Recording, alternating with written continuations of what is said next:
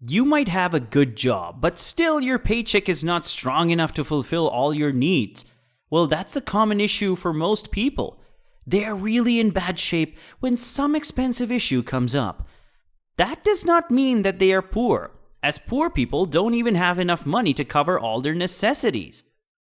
They are actually broke because they're covering all their necessities, but they are unable to save money or pay their debt. As per the Bankrate survey, 57% of women and almost 44% of men do not have enough money in their accounts to meet the emergency expenses for the next 3 months. Hello guys, welcome back to my YouTube channel. In this video, I'm going to give you the reasons why most people are broke today. If you're interested in improvising your financial future, don't skip the video until the end, and don't forget to smash the like button. Number 1, their socializing is expensive. One of the major reasons why people are broke is that they have expensive socializing. Have you ever thought about how often you go out?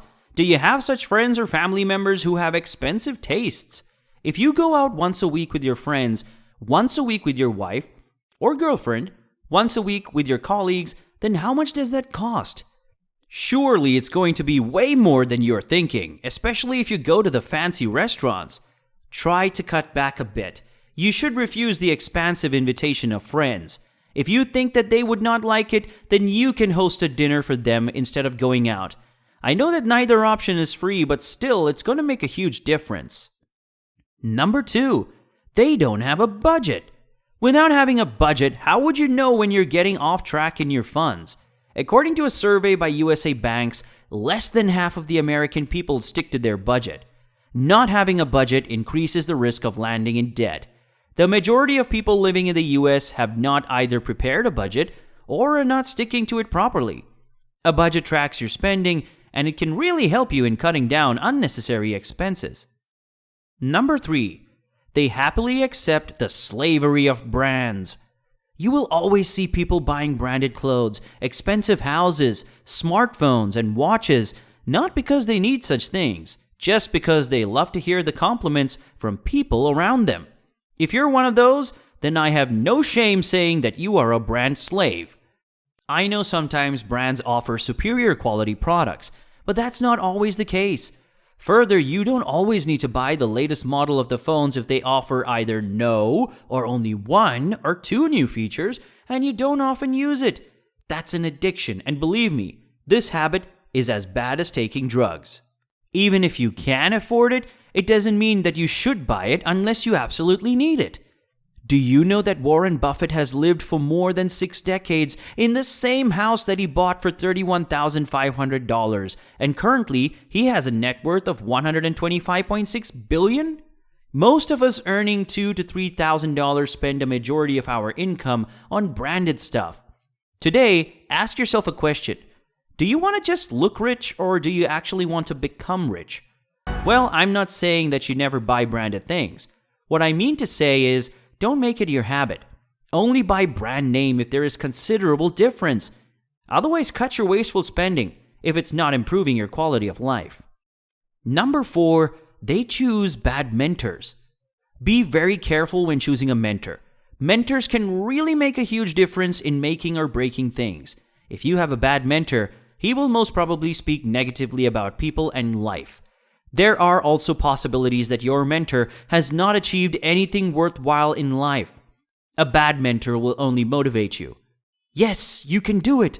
But he will never give a strategy about how to overcome specific problems.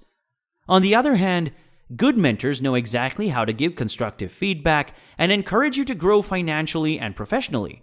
People mostly take advice from a person who has never been through such similar situations. Some mentors don't even bother to ask about your progress. They just take their fee and vanish. Try to get advice from the right mentor. If you're enjoying this video, make sure to subscribe to the channel and share this video with your friends. Number 5, they have limiting beliefs about life and money. It's a poor person's mentality that life happens to them. Some of them even think that money is the root cause of all evil. That's why they don't save or invest money consistently. While rich people make things happen, therefore they value money. Many people even think that if they start chasing money, they will get blink for human values, such as love and empathy. This is totally wrong. This is not the fault of money. Instead, it's the mindset of people. Money was actually introduced as an exchange medium, or the value of transacted goods. Therefore, it's an expression of value. And if you don't have a good amount of money, it means you have created a good value for other people. Currency is a neutral medium. It really depends on you and how you use it. Some people also give the statement that the rich are becoming richer and the poor are becoming poorer. This is an excuse for giving away your responsibility to care for your money situation. Whenever you give up responsibility, you lose authority and influence over your life. Number 6, they are spending money on liabilities instead of assets. There is a reason why most people are broke, and that is that they are spending it in the wrong place. There are basically 2 types of places you should spend your money. The first one is the asset. So the assets are something that can give you good return of income. The second thing you must spend money on is yourself, and that gives you the best return on investment. You can learn a skill or go get a mentor. So if you're broke, probably you're spending money on liabilities that don't return an investment. Most people spend money on holidays, shopping, and impulsive purchases. I'm going to give you an example. If you have the habit of drinking Starbucks coffee every day, it's going to cost you about $3.25. If you stop drinking coffee, you could save $1,170 yearly and around $98 monthly. The other important thing is that you should invest such money in something good. Number 7, they don't set a clear financial goal.